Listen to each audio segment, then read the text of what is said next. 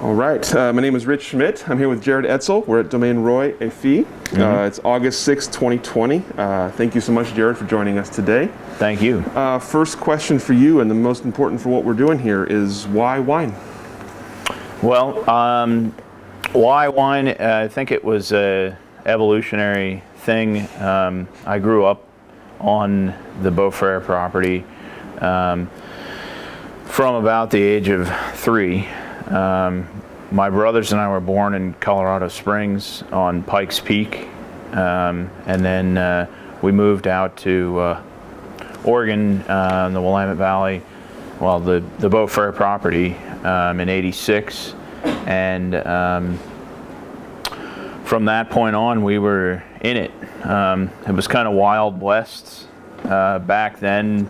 The Beaux Fréres farm was, as my brother and dad have probably told you more in depth, it was a pig farm, 80-acre site that didn't have vineyard or anything on it, and there were very few vineyards in the area at the time.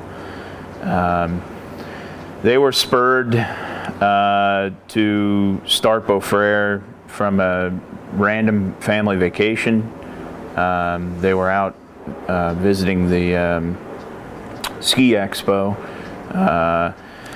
had a Saturday to kill, and they had found in a newspaper a foreclosure listing, and the property was relatively inexpensive, and they said, what the heck, why don't we just go look at it? We don't have anything better to do. So they went out and looked at it, and it really excited both my mom and dad. And I think my dad had always liked the idea of growing grapes. He hadn't done it, but he had drank a lot of wine and gotten into wine through my uncle, Bob Parker. And that kind of spurred everything. So they did a little bit of due diligence. I think it was David Adelsheim that came and looked at the property, if I'm not mistaken, and he kind of gave it a quick blessing that looks like it's the right aspect and slope and soil. And the plan was just to grow grapes.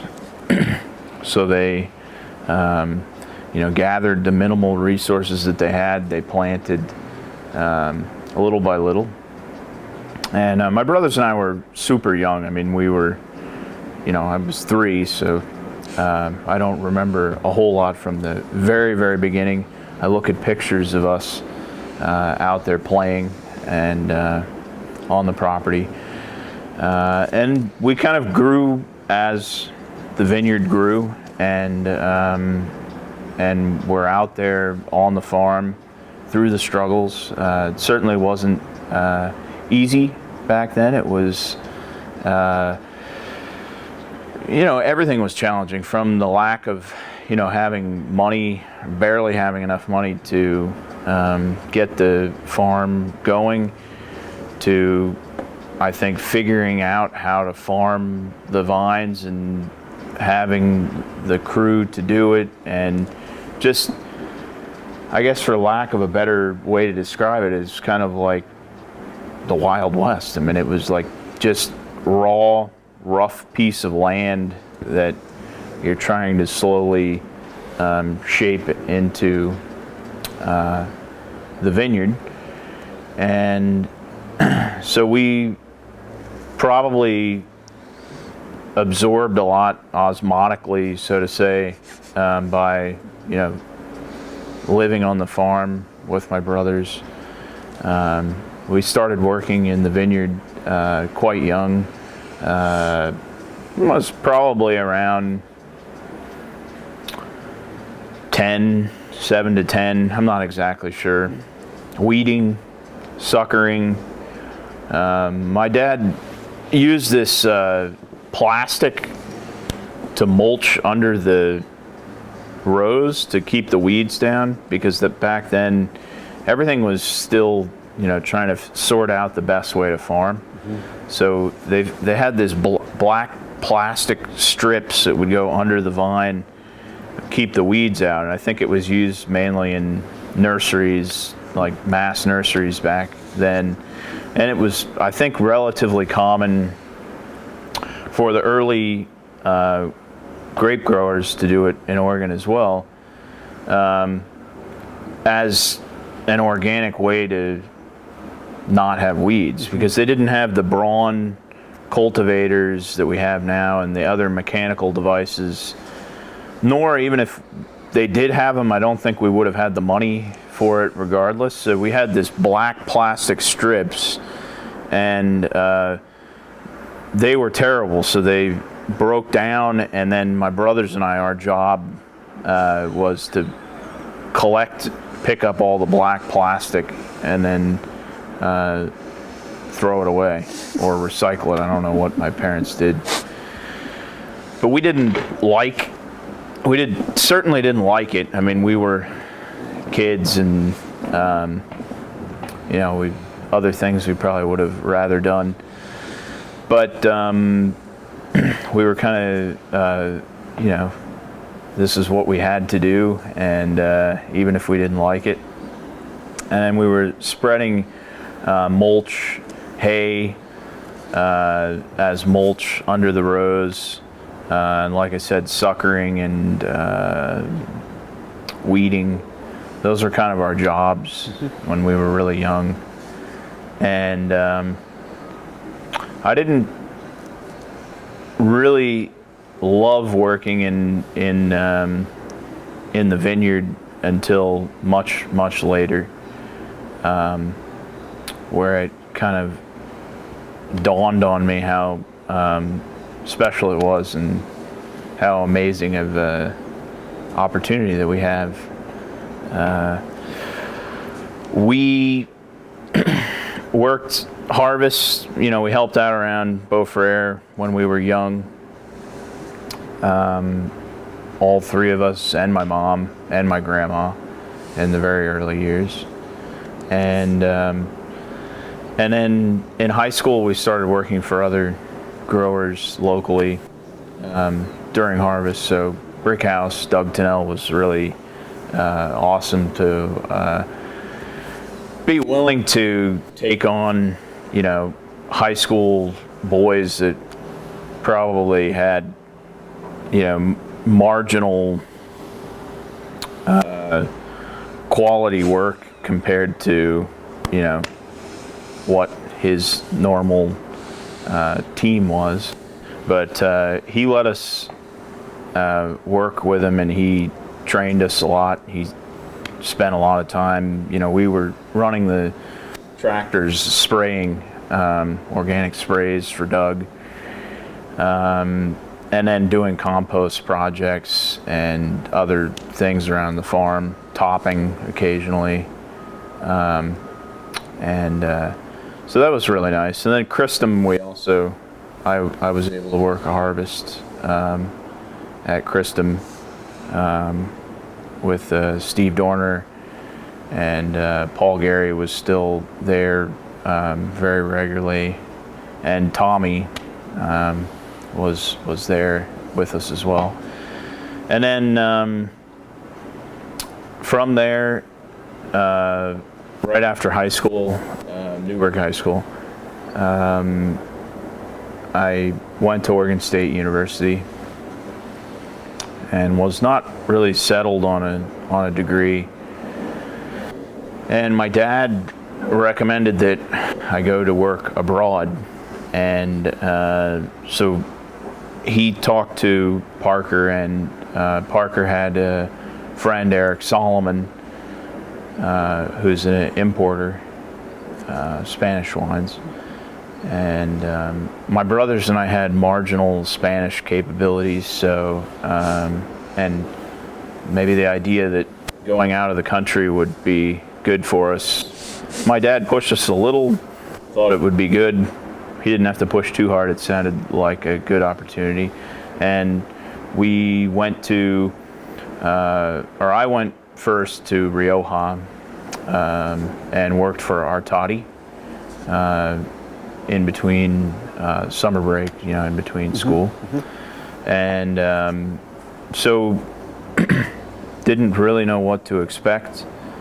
Was very nervous, not having traveled much in my early years prior to this, and never been out of the country, and it was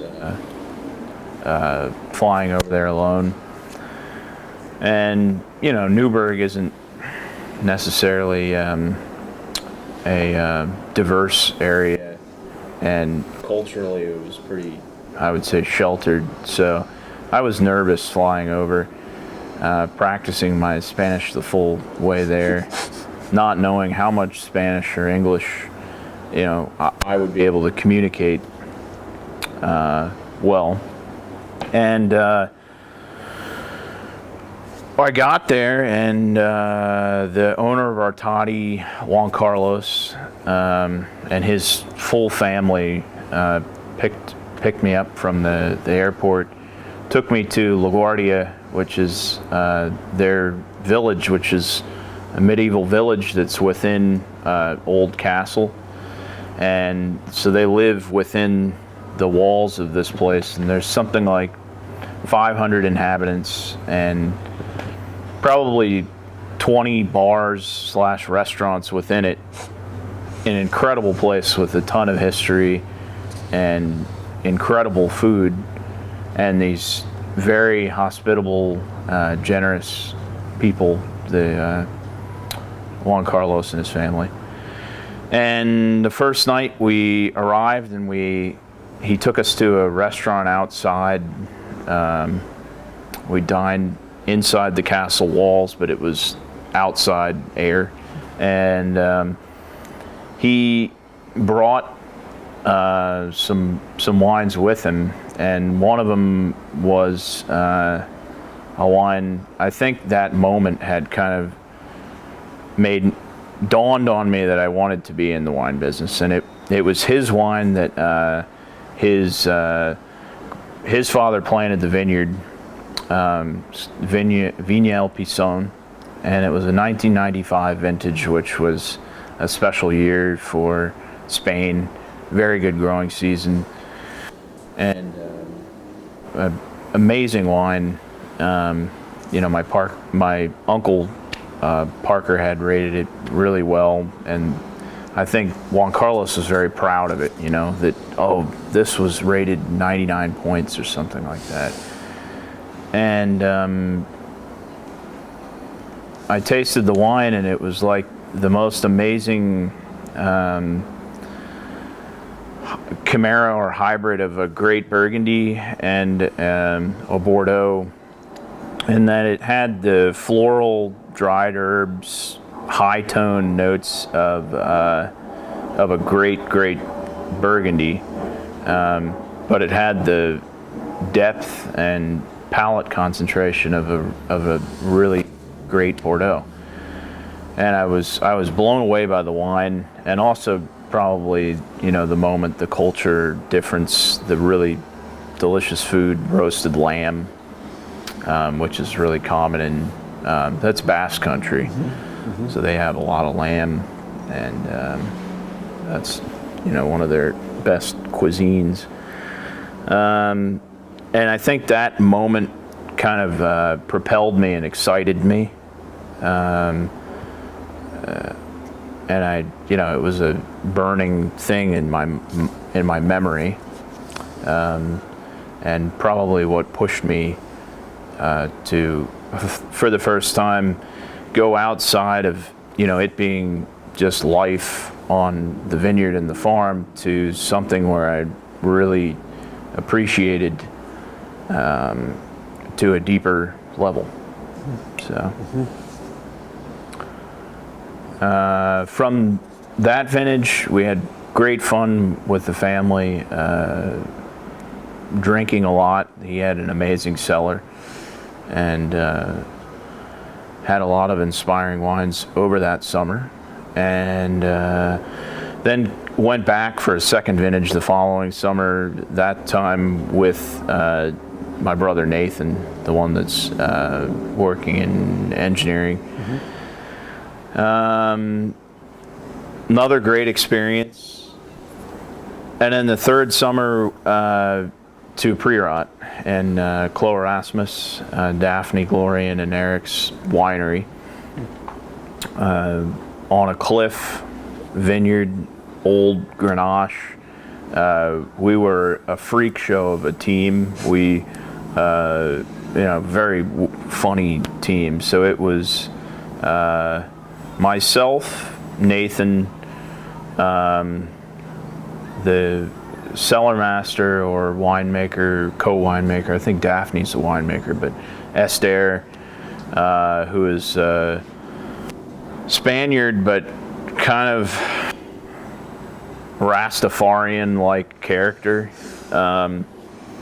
And we had on the team also, the harvest team, a pair of lesbian contortionists that worked in circus, and they were somehow connected with Esther and wanted to work the harvest. And then we had a lawyer from Barcelona that was a lover of their wines and a wine collector, but funny guy, because every time the heat would get over roughly 90 degrees, he would take his shirt off and his pants off, and he would harvest in his underwear. And we had a dog named Milu with an underbite, and he was a bipolar dog. I mean, really demented dog. The dog would switch within a 5-minute span and would randomly bite Nathan and I. And then Daphne, the owner and winemaker. And again, drank a lot of great wine, ate fantastic food, and kind of cemented the culture and the love for the product more so. I think it was just hard to fall in love with the product as much when you're so close to it growing up. Mm-hmm. And it took a little bit of distancing to understand and just learn it and change the perspective a little bit. How about you? Okay. So you mentioned that your dad had kind of encouraged you to do this kind of trips early on. Did you feel pressure to stay in the family business? No, not at all. They were, both of my parents were very laissez-faire on, the sense that you guys can do whatever you want. This is what we do, and, I think, they wanted us to work in the vineyard when we were very young, just to try to instill a work ethic, but not ever pushing it. Mm-hmm. Mm-hmm. So after you've gone through, you're in Oregon State, you've done these kind of abroad experiences that are kind of cementing this idea in your head. This is what you want to do. So what's your next step after college? Well, and then during college, I guess I came back after the first vintage and did enology and viticulture at Oregon State. So both Mikey and I graduated in that program. And then immediately following graduation, I took a job with Fisher Vineyards in Sonoma. The winery's in Sonoma. They have vineyards both in Sonoma and Napa, and worked with the Fisher family, making Cabernet varietals and those blends. Had a great time working with them, and really have to thank the Fisher family a lot for allowing me to work for them, because I was out of college. I had experience, but it was never, my responsibility, and they really gave me a chance. And Whitney Fisher worked side by side with me. She was the winemaker. And Aaron Pott, the consulting winemaker, was a lot of fun to work with. Never a dull moment with him. And there was a lot of common thread between the Fisher philosophy and these other great wineries that I worked with. So it felt like a natural place to be in transition. And they were a completely family-run operation. I mean, there were very few non-Fisher employees. And so it was kind of fun to see the family dynamic of them and work with them. Mm-hmm. I stayed with them for 2 vintages, and then I randomly got introduced and started working for a consultant in Napa named Denis Malbec and Maybrit, his wife. And I met them from tasting. I had wanted to taste at Cap Shandy Winery because I had read about them in the Wine Advocate and read, these rave reviews.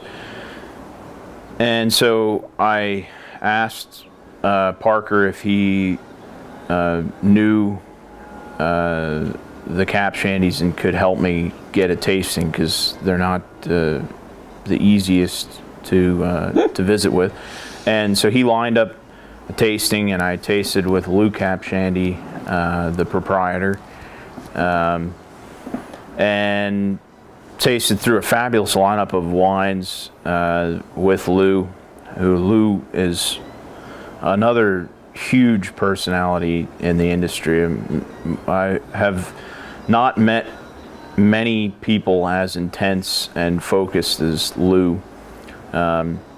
He's crazy passionate about wine, a huge collector, and pushes everybody on his staff to make something that's really notable, remarkable wine.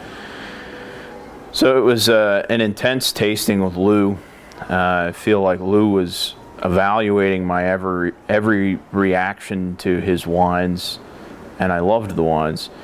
And we got along, and he then asked Denis if Denis would interview me to work on the team, because Denis consulted for Lou.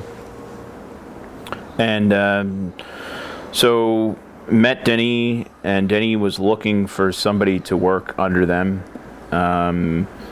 for a while, but he took a very slow approach, old school approach. So I'd interview via dinner with Denis, dinner once a week or once every 2 weeks for about 4 months, I would say, where he would open insane wines, because he was second generation Chateau Latour, and he's third generation Chateau Latour, was born on the property, and so he had amassed an insane collection of Bordeaux, first growth and second, third growth, etc. Not that they only drank those, they definitely drank everything. And would share them, loved to share them, because I was excited about tasting them. And so these interviews would drink old Bordeaux from 50s, 60s, 70s, 80s. And eventually Denis and Maybrit felt comfortable with me, and they said, okay, you're on the team. So I got to work with Cap Shandy and Blanquier Estate, and a number of Denis' other clients. I'd say most of the focus was with those two, especially with Blanquier. For me, Denis spent a lot of time on both of those, and I think wanted my help there at Blanquier. And those were formative experiences for sure. Napa is really intense, and everything is precise and hyper professional. Much different from the Willamette Valley, where it's a little more raw, rustic. There isn't the investment level, not quite as much history as Napa. Everything's a little just rougher around the edges, which, it's nice that there's the distinction between the two. I love their own properties of each. But certainly a lot of fun and great learning under Denny and Maybrit and the proprietors of those estates in Napa. And from Napa, I ended up back home, and that was from Mark Roy and Robert Roy and my dad saying, hey, would you guys be interested in starting a new venture? And I said, yeah, I'm definitely interested in Oregon if we can find the right property. And so I think it was September. I flew up for a weekend, and we were slow. There wasn't crush going. Flew up to look at land, and we had an appointment to go look at a piece of land, vineyard in Neola Hills. It was the Witness Tree property, and we were with Peter Bowman and the agent, and we got the call just as we were leaving Dundee, headed for Eola Hills, from the Trunk family. Well, Peter got the call saying that they were interested in selling a property on Warden Hill Road, and it wasn't going to be an active listing. It was a pocket sale, and wondering if Peter had anybody interested. Peter hung up the phone and said, hey, something potentially available here in Dundee and Warden Hill. And so I quickly told these guys, like, I love Dundee. I like the proximity. I like that hill. Why don't we not go to Witness Tree, cancel the appointment, and look at this? And they turned the van around, and we came up here. It was rainy, and there was a hazelnut or filbert orchard. And I walked out into it and instantaneously knew that it was the property, and we should immediately jump on it. And it was a great opportunity. So we did. We rallied everybody together, and we had an offer in that day. It was, by today's standards, even though it was only it was like 8 years ago, it was an incredible value. The price was very low for what it is. It's a 21-acre property right on Warden Hill. Prime plantables, southeast panel, 300 feet to 500 foot elevation, and had all the attributes that excited me. And so we got the offer in, and we started to remove the hazelnut orchard, which was a 35-year-old orchard. And we hired my college friend Ben Milieu to do the job, and Aaron Dominguez, who is now working with my dad at Sequitur and Beaux Fréres. And they did the excavation. So Ben's family had an excavation company. They had given a really good price for doing the work, and I liked working with friends. And so, it was their first orchard, transformation into a vineyard. Those guys worked like crazy to get it done. We had a lot of fun as well doing it. Some arguments for sure. Working with friends, not always easy. But made it happen, and planted the vineyard then in 2013. So we closed on the property in 2012, I think around November, and then ordered the vines and got everything together, and were able to plant in the spring of 13. So it was a really, really fast turnaround. Planted it to Pomard and Vadensville and Dijon clones. So there's a big spread. There's about 9 or 10 clones of Pinot and 2 clones of Chardonnay. And farm it organic from the start. Something that I think is important.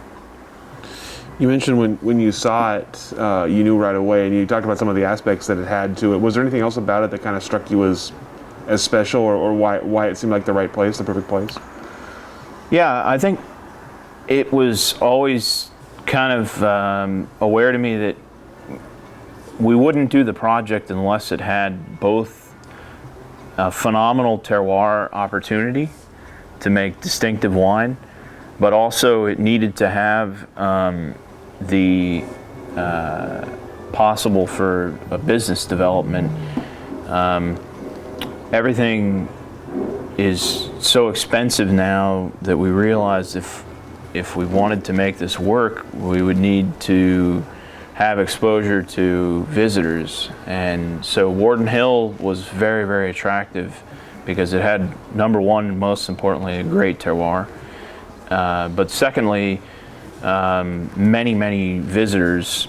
I mean, I think Warden Hill and Bremen Orchard Road are arguably the highest trafficked wine tourism roads. So it needed to have both. And there's not many properties that were on the market or come available on Warden Hill.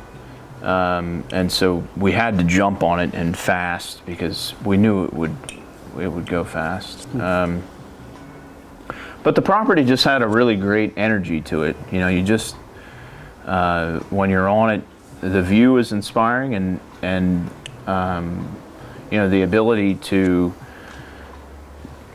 the gift to be able to farm this and develop it was extremely exciting.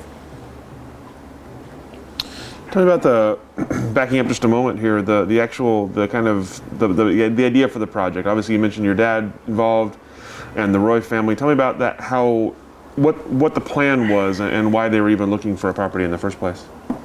Well, I think Mark and myself weren't working in Beaux Fréres, and we both were heavily into wine. Mark more on a consumer basis, but has had the interest embedded by his dad, and myself, doing the same thing, being a winemaker, and my dad is a winemaker, and probably I'm stubborn and he's stubborn.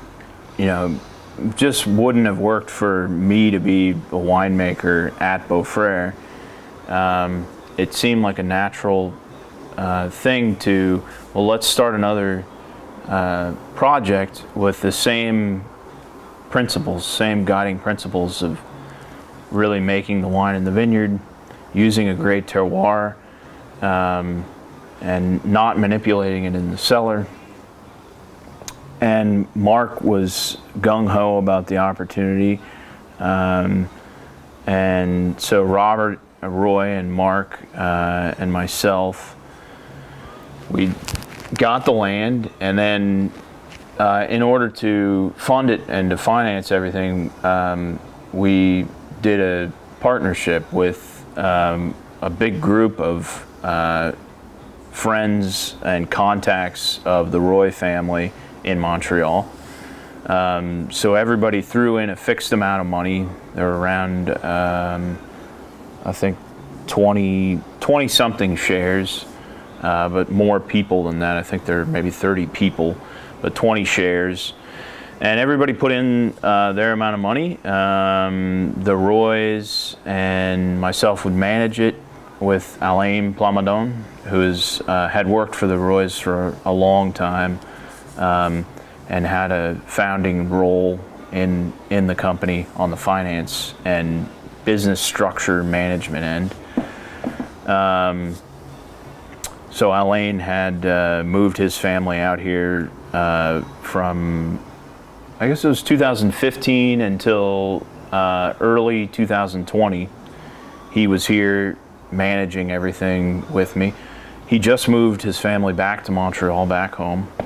But that was kind of the structure and how everybody got together and made it work. It took a bunch of people because everything's so expensive now. Mm-hmm. I think this property spurred us to invest more than originally was the plan, because we thought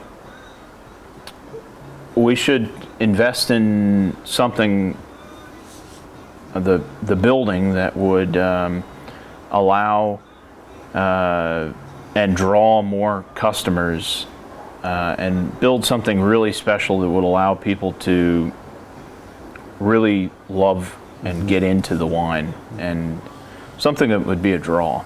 So we invested certainly more than we were originally targeting to in the winery and the hospitality. But we're really happy that we did. I want to back up for a second too. There's kind of a point along the way that I meant to ask. You talked about kind of cementing this idea that you wanted to be in wine pretty early on when you're in college. At what point did it become production? Was it always production? Were there other parts of the industry that intrigued you, or was winemaker kind of what you wanted to be all along? No, it was always production. I never wanted to, or never had the dream of, sales side or something like that. I love wine, and it excites me, and the production of it, I think, was always the focus for me. The personalities that are in the business, co-workers, and it's really a lot of fun. So once you had the property, you mentioned you turned it around quickly, got the vineyard planted quickly. Tell me about sort of getting things off the ground. What did you need to install to get things rolling? And tell me about kind of the first couple of years of the property. Yeah. It was definitely very time constrained. I think the partners wanted to get the vineyard planted and get the winery built in a very, very quick time frame to be able to open and start selling the wine.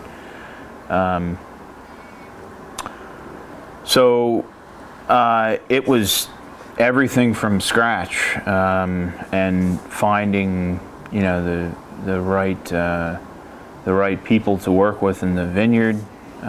So we ended up with the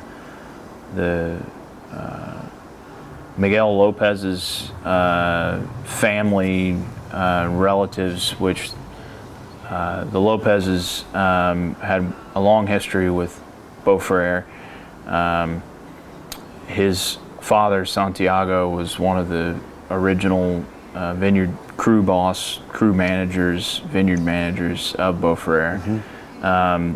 And a lot of the cousins and family of them were really the OG vineyard guys at Beaux Fréres.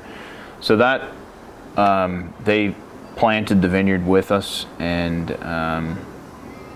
farmed it and Miguel's family is still farming Iron Filbert with us. And so we're fortunate to have those guys part of the team.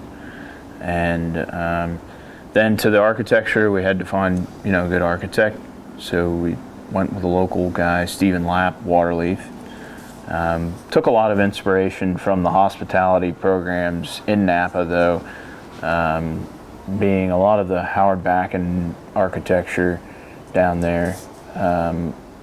So we flew down and had visited Harlan Estate and Promontory, Screaming Eagle, and a lot of these really just amazingly beautiful places that had seemingly endless budgets.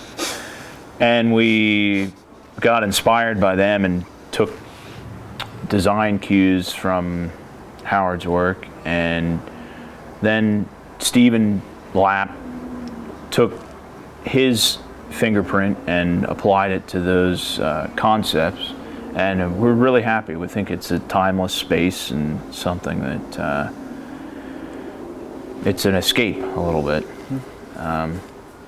Still with a relative Northwest feel, but it's an escape, and people can relax and enjoy the wine and each other, and I think that's important. What about the winery part itself? What were you looking for out of a winery space?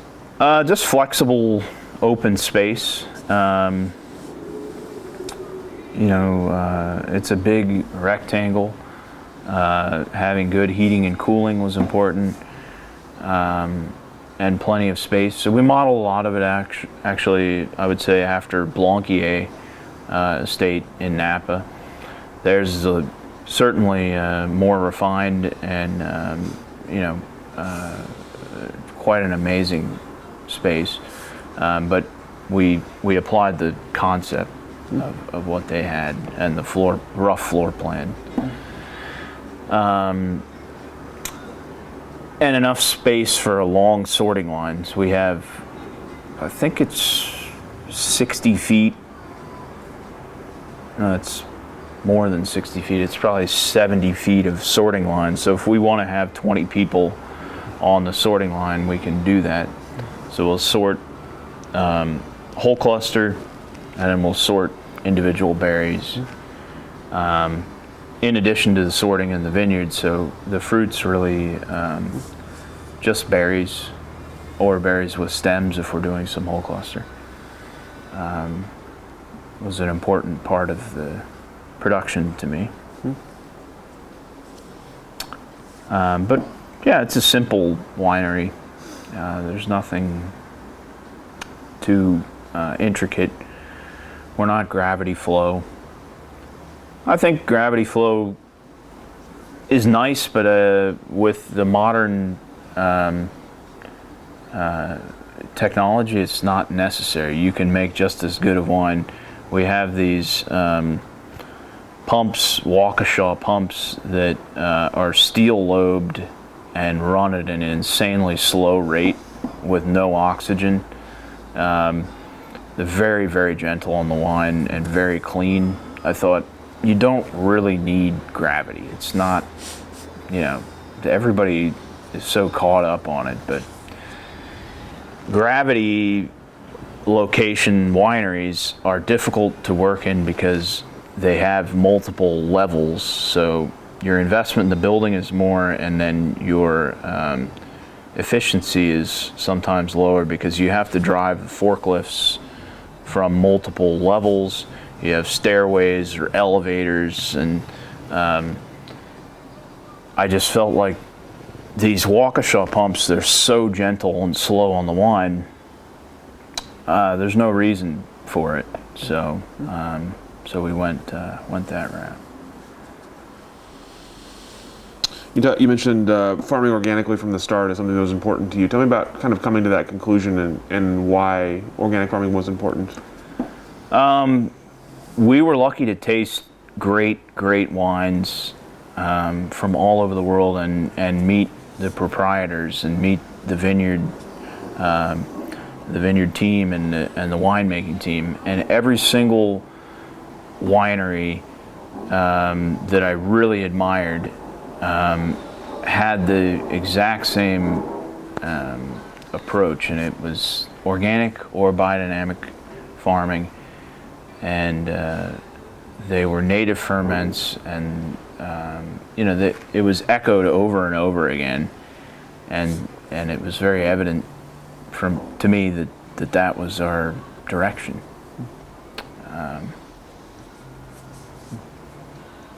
You mentioned while we were before the interview the kind of you base some things on Beaux Fréres and kind of sort of borrow the model. How does it differentiate from the Beaux Fréres? What's different about here than Beaux Fréres? Really, the only difference in the winemaking, significant difference, is the young vines. I mean, we planted in 2013 and 2014, and Beaux Fréres planted, starting in '86, and then multiple plantings on. So younger vines, different AVA, volcanic soil here, and at our Carlton site, we're sedimentary with a mix of a little bit of volcanic. So very, very different terroirs. On the winemaking side, it's hyper similar. We do more sorting than Beaux Fréres in the cellar. My dad thinks that we're too clean on our sorting. He thinks that some of the elements that come in from the vineyard should be part of the wine. I like to get all the stems, leaves, and as many bugs out, as many jacks, if we're not doing whole cluster, out as I can, and have just perfect berries, nothing else. He thinks there's some complexity to the other material that can make it in. Not in large amounts, I mean, they still sort, but ours is just cleaner.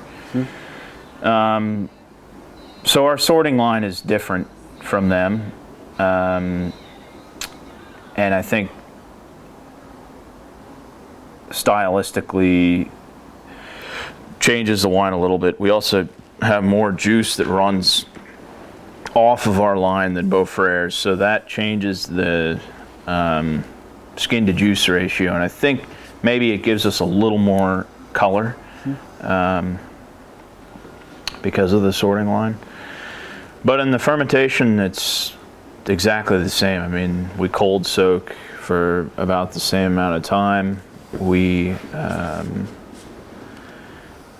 pump over roughly the same amount, maybe a little less than them. We'll do 1 pump over per day per tank, sometimes 2. Same amount of time on skins. Pretty much the same pressing. They will age the free run and the press together, and I separate the free run and the press, and then we'll only blend them based on the final taste. They like to integrate those two early on. We age the same amount of time. They use a little bit more new wood. I'm now close to 0% new wood. We just use neutral. I like the rawness of it. I think for the young vines, still figuring out the vineyard, it allows me to understand the vines better without the makeup.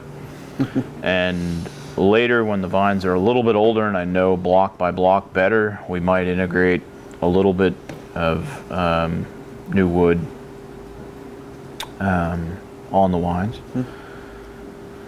And bottling unfine, unfiltered, it's the same. So most of the production's really, really similar. They farm it biodynamically over there, and I'm organic. I don't believe in biodynamics right now. Maybe later I will. To me, it's more of a religion than a farming system that I can directly correlate to change in the wine. Mm-hmm. There's a lot of great producers that certainly use BD, and it helps them to make better wine. I just don't feel like it would, at this point in my winemaking, have me create better wines. I'm curious about developing your winemaking philosophy and style, coming from someone with like your dad with very strong opinions on these kinds of things, and starting a project like this and making your own tweaks to it. Is it difficult to kind of implement what you want to implement? Is it difficult to break away maybe from the kind of tried and true? Yeah, I mean, certainly my palate has evolved over time, and where I'm tasting a lot and what I'm tasting and who I'm around. You know, I've always loved Great Burgundy. I've always loved Bordeaux. And then I moved to Napa, and I got, you know, enthralled with the wines of Napa and the history of Napa. And so that impacted my style and perspective quite a bit. When I first moved back to Oregon, you know, I was unsure of exactly where my style would be, and I think I was definitely more on a ripe end of the spectrum in the early vintages of Domaine Roy. Maybe not in 2013. I would have liked to make a riper wine in 2013, but the vintage was laden with heavy botrytis and huge disease pressure, so we had to pick early, and we made super feminine wines, but it wasn't necessarily by my choice. I would have harvested later with more flavor and more power behind the wine. 14 was warm, and I think my wines were warm and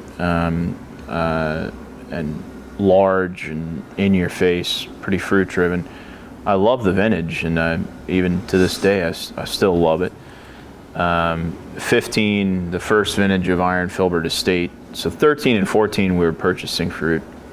15 was the first of the estate, and it was a heat spike year with young vines on a south-facing property, Iron Filbert, and so the wines were hyper ripe, super unctuous. I mean, they were like Napa, and I thought at the time, man, I hit a home run. It's phenomenal. The critical review was high, and so it was good from a standpoint of, you know, getting the wines out, coming out with a good support from the critics was nice. But looking back on the wine, I'm not sure that it will age as well as I would like. The 15 vintage. And I've, every year from 15 on, I've dialed it back and gone more classical, less wood, and earlier harvest, and fewer pump overs, fewer punch downs. I think it was just the transition, you know, from making Bordeaux varietals and drinking and loving the texture and the depth and the power of that varietal, to better understanding Pinot and Oregon Pinot. So I immediately started putting more restraint, and now I would say I'm on the more extreme side of the pendulum for Oregon Pinot, and that we harvest our wines with the potential alcohol of, we end up around 12.5 to 13% maximum alcohols on the Pinots. And the Chardonnays are 12% to 12.8. So we're, maybe I'll change as I go through this all and understand our terroir better. But my big thing with dialing the wines back is I've found with lower alcohol, the wines, in my mind, can express the terroir, they express Oregon clearer, because the alcohol isn't, in the finish, it's not covering up the flavor of the fruit or the minerality of the wine. When the finish comes, we're feeling the texture of the tannin, the fruit, the ripe fruit, and or floral, and the mineral, not the alcohol. Mm-hmm. And it also allows the wines to have a wider ideal serving temperature. So when a wine is at 14 and up %, the ideal temperature has to be much lower. In my mind, it has to be between 55 and, let's say, 65, so that the wine isn't flashy and hiding the fruit and the identity of the site. So we have alcohols around 12.5 or 13, and you can serve them from 55 degrees all the way up to room temperature plus, and you still get just the fruit and the terroir and the mineral, not the alcohol. And I think that's fantastic. And it's the style that I like to drink now. So that, was how that was impacted. You talked about your site a couple of times and about still learning it. Tell me about how you learn a site as you're kind of growing up with it, and at what point you'll feel comfortable kind of having a map in your head of what the site looks like and where the blocks are that you're excited about. Mm-hmm. Yeah. The site, it's just been trial and error, and making wine vintage in and vintage out, and seeing where the best wines are coming from. And what we're seeing is our center of the vineyard, center of the slope, is providing the most distinctive wines, and that's normally going towards this wine, the Iron Filbert. And the wines in the bottom of the hill are flashier. They have brighter fruit. They're less timeless. They're more of a contemporary expression. And then the top of the hill, still figuring out, block 1 we call it. The Pinot Noir was planted a year later because it was where we were a landing zone and kind of area for the job shack when the construction was happening. Mm-hmm. But it's a great block, I think. I think it could be as good as block 2. It's Pomard and Wädenswil. And then on the north east side, we've got our Chardonnay, and we did that because we wanted the proximity kitty corner to Cameron, and we really look up to their Clos Electric Chardonnay. And the soil types are most similar on our property to Cameron in that corner, so we thought, well, that makes a lot of sense. There's a little bit more minerality, rockiness in that corner, and Chardonnay being a vigorous grower it makes sense to plant it in the rock to take the vigor back a little bit. It's just figuring out. On this site, we have some blocks that have a little bit of reduction, and so pairing that in the right fermenter with the right temperatures of ferment and co-fermenting within certain clones has worked and others haven't. So it's just, little by little, one vintage at a time, we learn a couple things and then adapt. You always have the insurance though, because the blocks are generally fermenting separately, or fermenting separately from each other and then barrel aged separately from each other.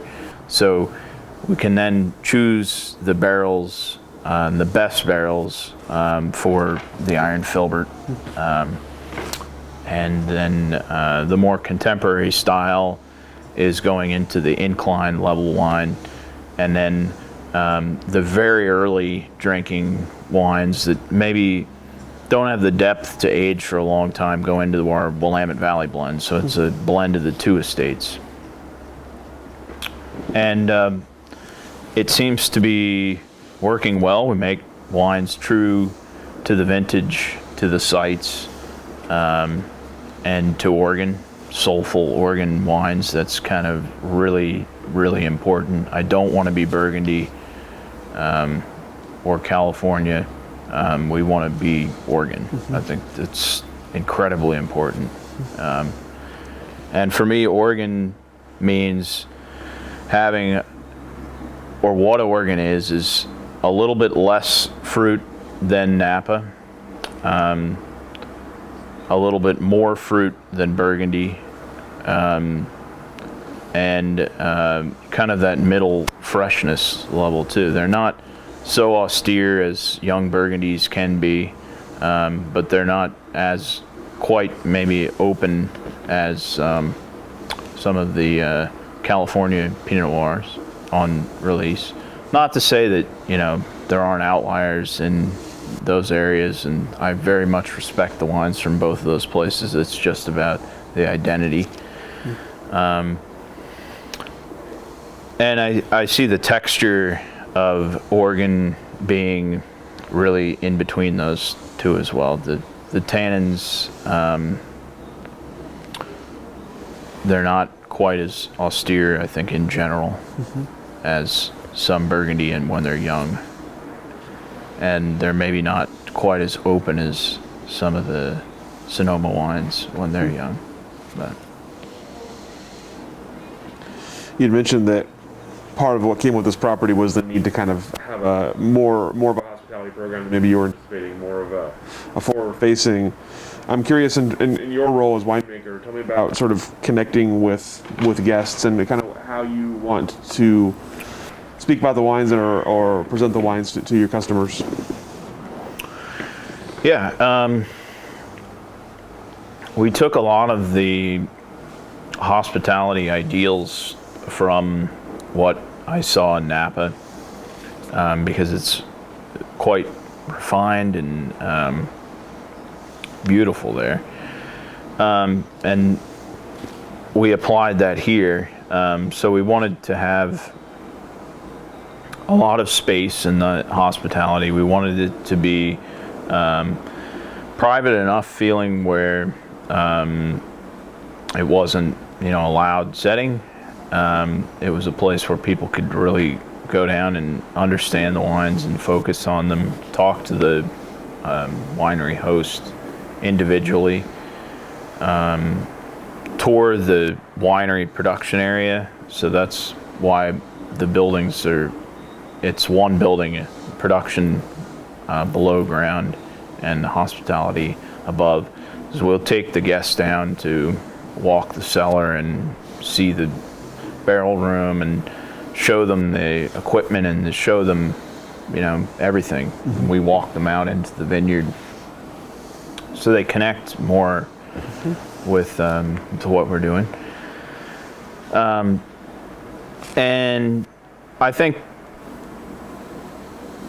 It's worked really, really well. We've certainly adapted from what my original thought of how it would operate. I thought we could be open only by appointment, and be really serious and have the consumer really lock in on the wine. And I think the reality is that a lot of consumers, they want to come and they just want to relax and enjoy the wine, but not overly analyze it.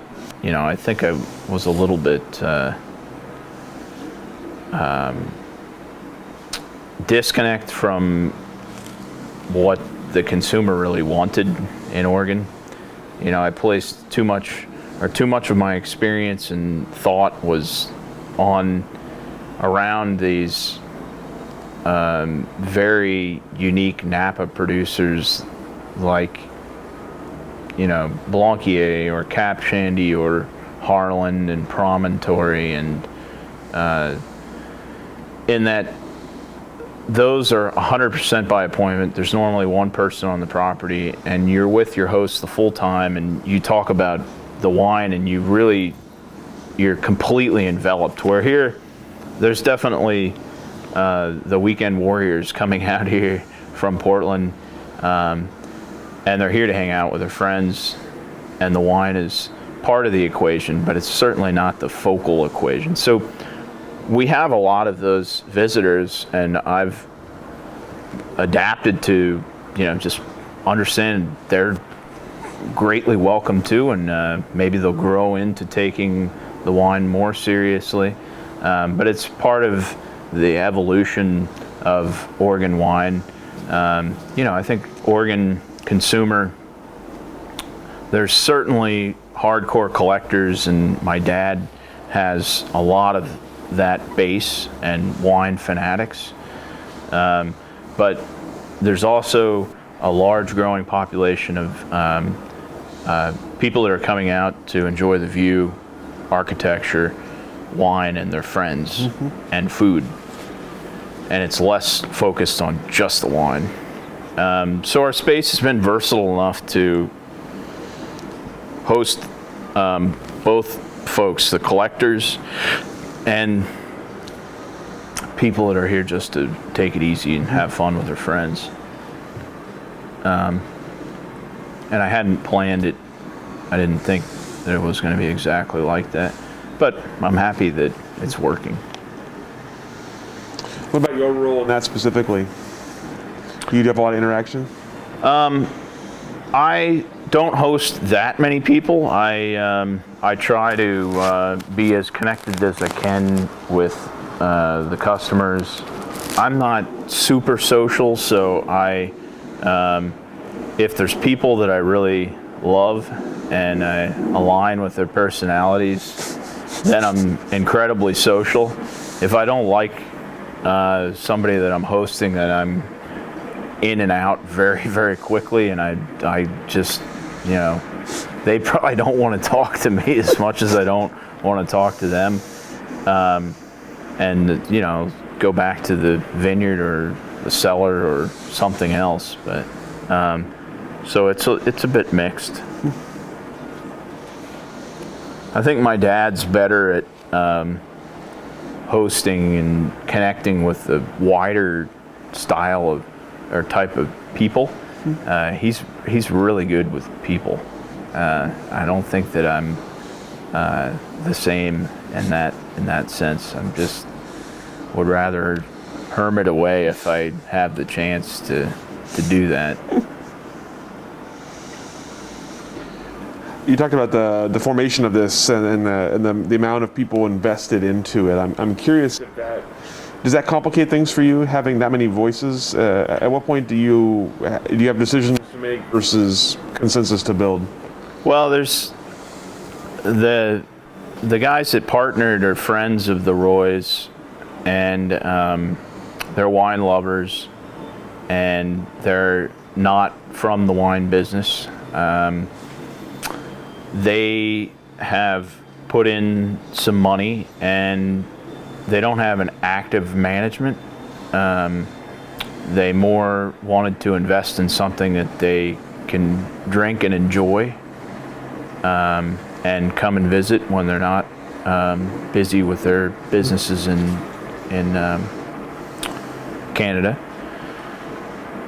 So the management's really Mark Roy at this point, with Mark Paulin, one of the partners that's more involved, Alain Plamondon, myself. And so the other guys are just respecting that core's decision. And so no, it's been really smooth.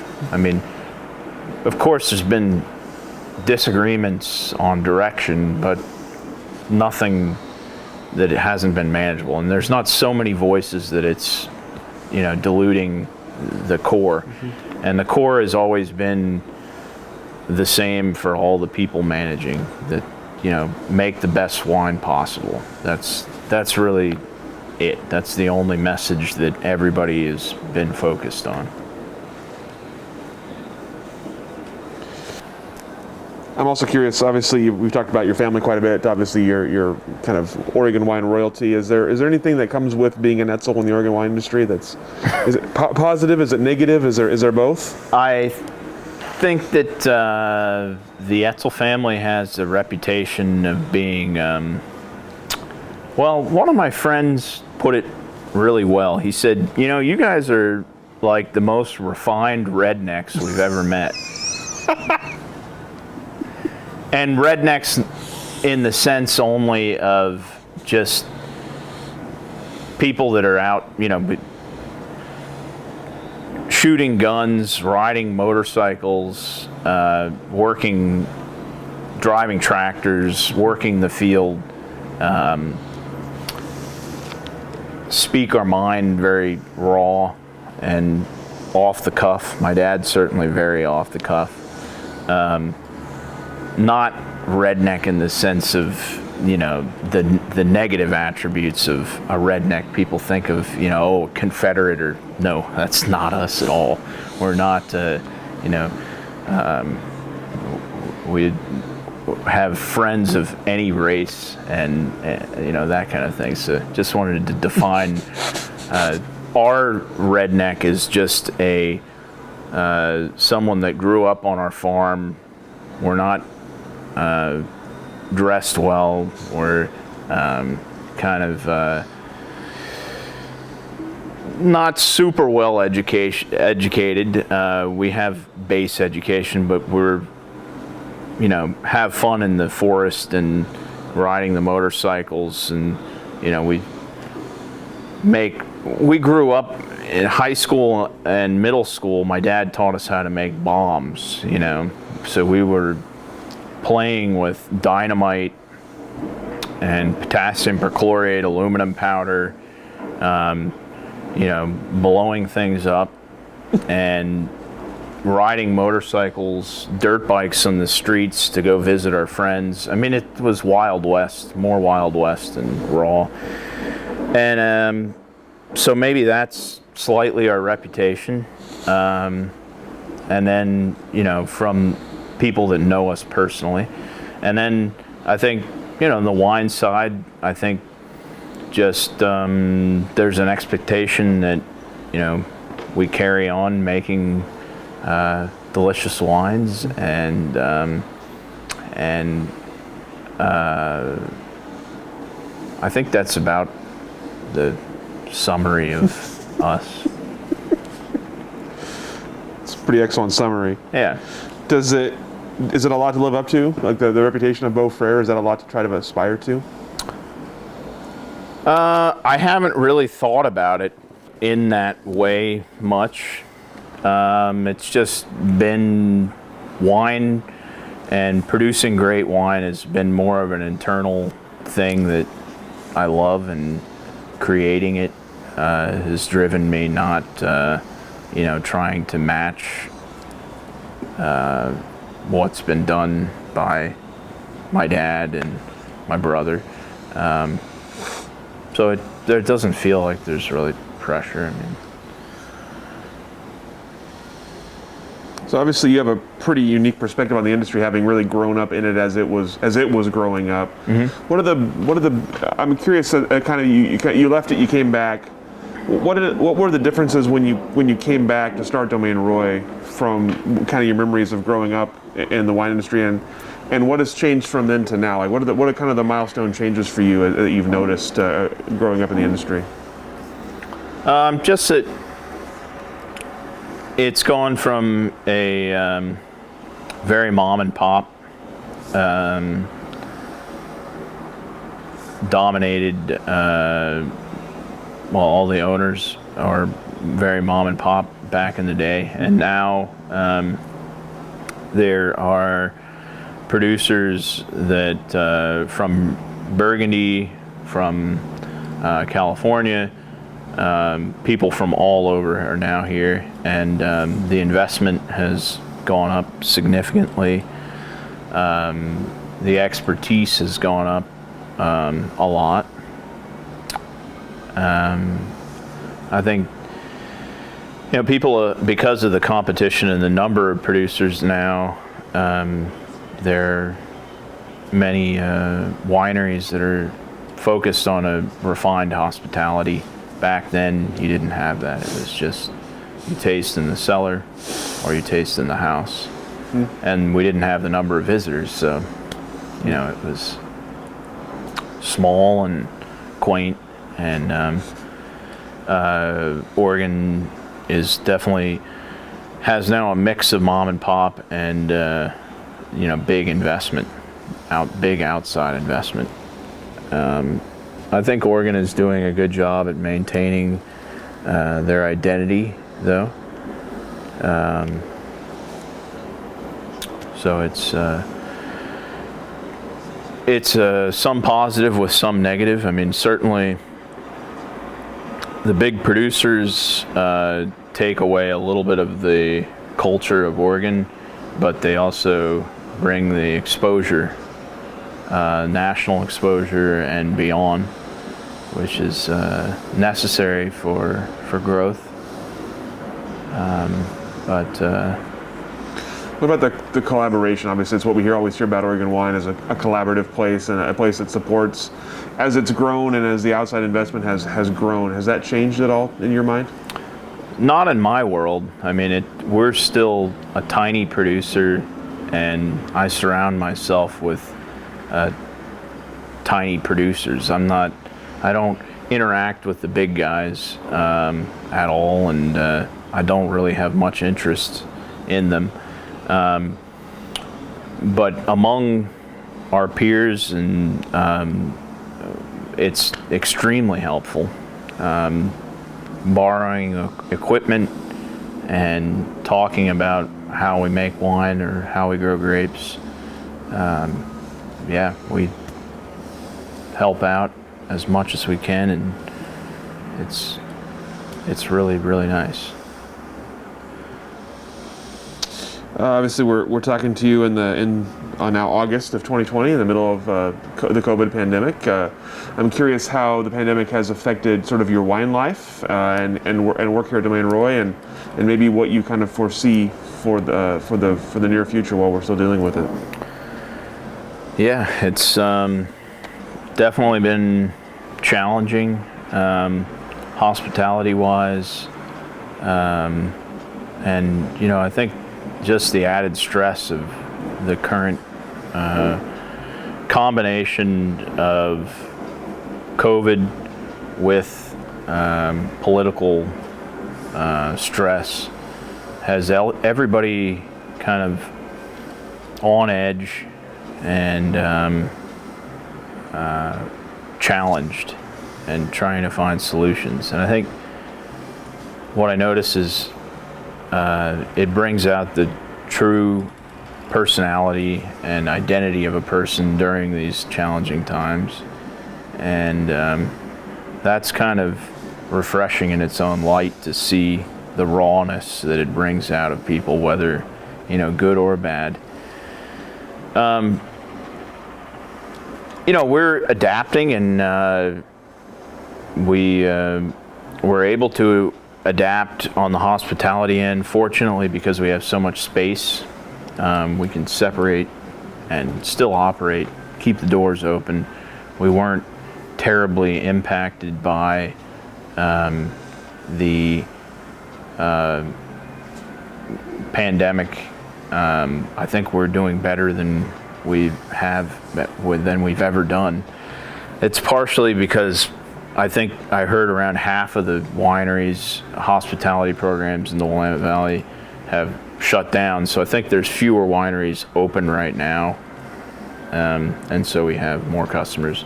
And then it's also that we are a new winery, and it seems like every year there's a degree of growth just by word of mouth and exposure and that kind of stuff. So. What about as you look ahead for yourself and for Domaine Roy as you grow? Obviously, hopefully coming out of the pandemic at some time soon. What are you seeing in the next 5-10 years here for yourself and for the winery? Well, related to the pandemic, that's a difficult question. Let me think one sec. Related to the pandemic, how will we? You can make it unrelated to the pandemic too. I'm just sort of curious what you see as you look ahead here. Well, it's just continuing to learn the vines as they go from. I think now they're kind of like teenage equivalent. You know, they're almost in their adult life. Very much so looking to work with the mature vines and refine the wines. And it's not about boosting production, it's about refining them further and further. And refining our winemaking. And just telling the Oregon story, the history of Oregon. We try to tell the guests that are interested. And I think that's kind of our focus, just refining the wines and our story, and that's kind of our future. What about as you look ahead for the industry, Oregon wine industry in general? What do you see it looking like over the next, let's say, decade? Well, there's many more producers, and so I think that, in one way it's a good thing that some of these larger producers are here, because they're giving us national exposure and it's bringing more customers to us that's necessary for all these new big and small producers. So there's massive amount of growth right now. Everybody wants to invest. Everybody wants a winery. I think with COVID, I think there's maybe even more people that are thinking to move out to wine country from the city. People are being able to work distantly, and so they say, well, why live in the city? There's a lot of issues right now with the city, and so why not get out into wine country? So the challenge, I think, is for all of these producers, new producers, to find a consumer and to be able to make a business out of it. Because for a new producer, it's incredibly difficult to be able to make a sustainable business. The costs are tremendously high. The margins are not good,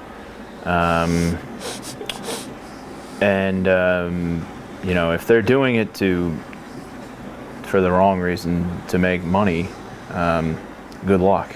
It's not very easy. If they do it because they love wine and they've got a great terroir, then I think they'll make it, and there will always be a consumer base that supports and gets behind it. There's definitely a tremendous amount of growth right now in Oregon, both in the vineyards and the number of wineries, and it'll be interesting to see how it all shakes out, especially, related to this short time frame of the COVID pandemic and the political unrest, with the current president and everything. So yeah, time will tell, and it'll be very interesting. At what point did you kind of recognize that Oregon was becoming a wine industry of note? At what point did it feel like it was legitimate and recognized? I think I was a little bit skewed because Beaux Fréres had good success in the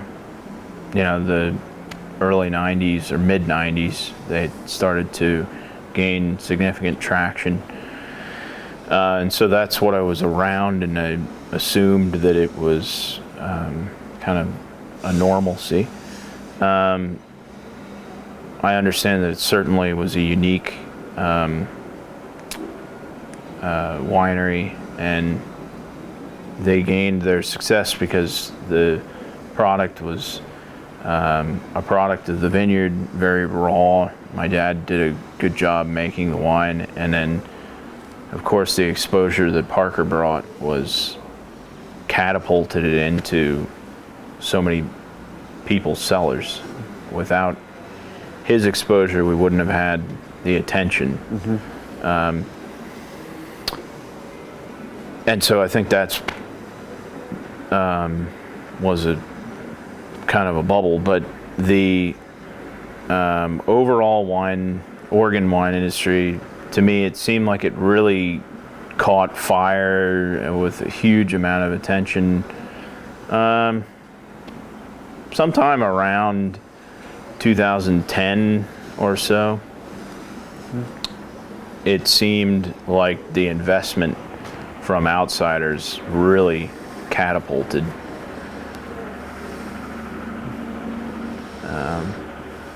And it hasn't slowed down. Tell me about it. Makes it hard to document as it's exploding like that. Yeah. Last question I have for you, we're gonna get a little philosophical. What's wine's role in society? To bring people together, to provide beauty and to provide a product that intoxicates you and allows you to further socialize on a different level with friends and family, and just a beautiful art. Like that. All right, that's all the questions I have for Cool. you. Is there anything I didn't ask that I should have? Anything we didn't cover here that we should have covered? A little bit the roles that I have on consulting, so Yeah. that's part of my Please tell us about that. thing that is important to me, and it's been a lot of fun and helped me develop a lot as a winemaker. So working under Denis Malbec, I realized the amazing continuing education that you can get from being a winemaking consultant. And I wanted to apply that when I moved back to Oregon, because you get an exposure to such a broadened number of terroirs, mm-hmm. personalities, management types, and everything else in between, that it's just so educational that I really wanted to do that. And so I've had some excellent clients that I've been able to work with.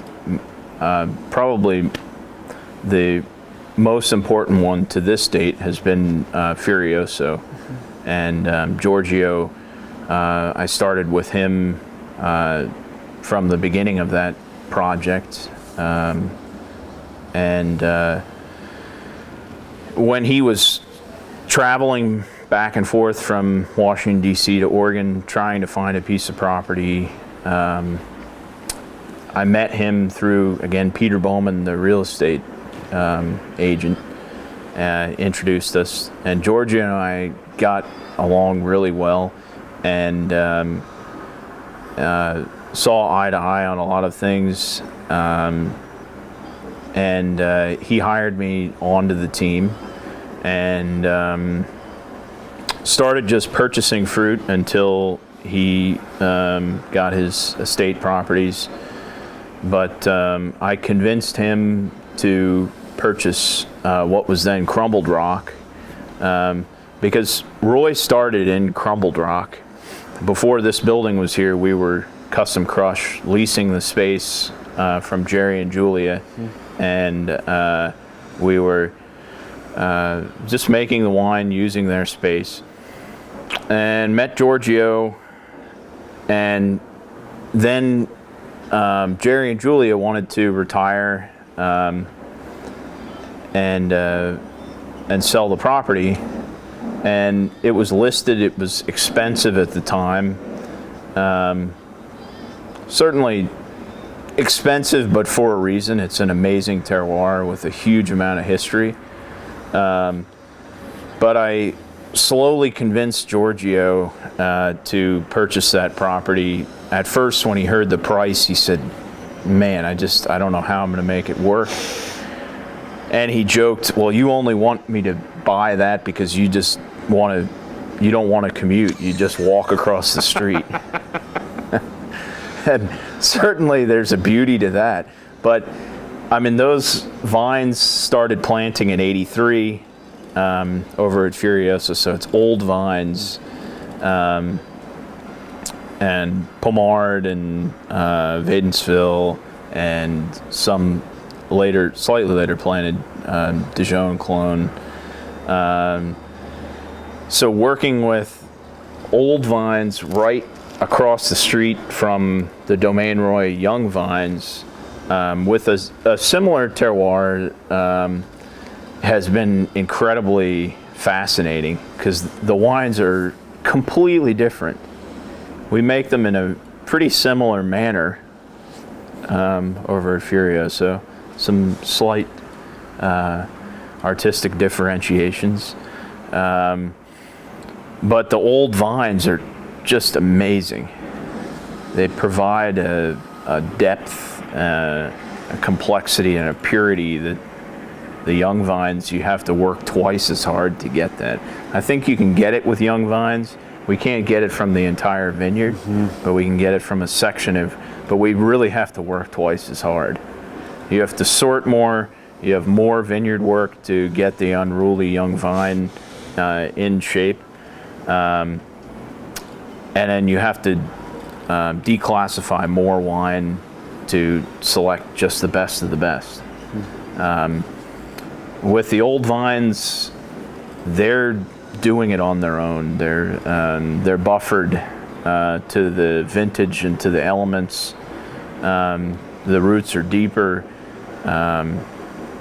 and most of that property can make wines at a very, very high level with less massaging, so to say. And working with Giorgio, who is he's an artist. He's a wine lover and a huge character. And the winemaker there, Dominique, a Frenchman, worked in Burgundy. So that the whole dynamic has been a huge amount of fun and helped to develop me quite a bit and broaden the exposure. New client that I have that's a startup that I'm really, really excited about and will make great wine is Dave Jackder. He's a car guy, Wilsonville Toyota. He was kind of famous for founding No Bull So you drive through Willamette Valley and you'll see hundreds of cars with a license plate with a bowl and a cross through it. And that's Dave's old company. He sold it and has always loved wine and said, this is my next thing that I'm going to do. So he bought a property on Kingsgrade Road right above Flaneur, and is planting around 16 acres of vines this year. We're making purchase fruit wine right now. And really going all in. He's hired the same architect that we used with Roy, building a winery, hospitality, and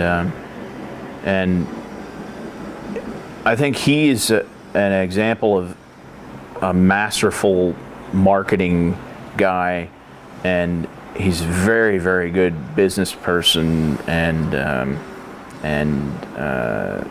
just personality. He gets along with everybody, and that's been fun to work with him and understand what he wants and where that project is going. Those are my two other main focuses. I have a couple small new vineyards that I've planted here in Dundee, one at the top of Warden Hill that I own with Eugene Lebonsky, who's not exactly my brother-in-law or Beaux Fréres. He's my brother married his sister, and the two of us partnered 50-50 in that vineyard, planting Pinot Noir and Chardonnay, heritage blends. So it's cuttings from Beaux Fréres, Marsal selected. So we took the best cuttings, marked them at Beaux Fréres, field blended them, and planted the vineyard, Chardonnay and Pinot. Very high elevation, so 810 up to 9, it's 850 to 910 foot elevation. Right next to Abbey Ridge Vineyard, which is actually kind of connecting a lot of dots because a lot of the original Beaux Fréres cuttings came from Abbey Ridge. So they started at Abbey, they went to Beaux Fréres, and now they're back to the vineyard bordering Abbey. So that's been a fun development. I'm getting my first harvest this summer. And then I have another vineyard that I planted on Herring Lane just next to Anderson Family Vineyard with a partner, Texas family, the Fishers. Not the Fishers that I worked for in California. They're just wine lovers that I actually met at Fisher Vineyards. They rang the gate late in the night. I was topping barrels. I let them in. We became friends, and here we are, planting vines. So, amazing. Same vines selection. It's the cuttings, Beaux Fréres, Marsal selected, Pinot and Chard, hyper rocky site with cobblestone, a very warm site. So different from, I think the Warden Hill site is high elevation, elegant, and the Herring Lane site is warm, 300 feet to 400 foot range, south panel, super steep.